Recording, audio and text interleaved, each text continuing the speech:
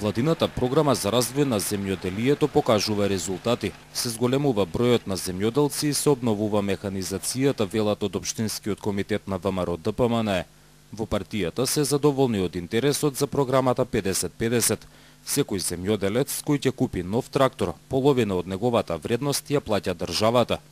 Со субвенционирањето од страна на владата во полето на механизацијата во земјоделството, со кој се покриваат 50% од цената на механизацијата, голем дел или поточно 50 на земјоделци од Велес и околните села се одлучија да ги заменат своите стари трактори со нови, или земјоделци кои првпат ќе купат трактор, од сега ќе можат самостојно да си ги обработуваат своите земјани површини.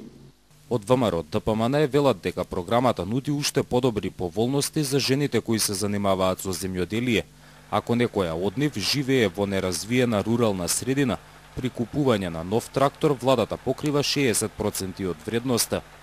Покрај сите овие работи, да не ги заборавиме и субвенциите кои што континуирано секоја година се покачуваат и годинава се веќе исплатени на сите земјоделци, како издавањето на државно земјиште под концесија.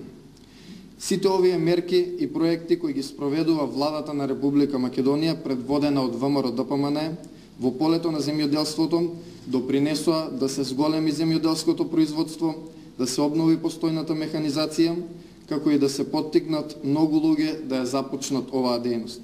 Најголема експанзија на земјоделството има во Велешкото село Иванковци. Таму за 2 години земјоделците успеале да добијат 50 трактори од програмата за рурален развој. Дел од нив веќе имаат сертификати за органско производство.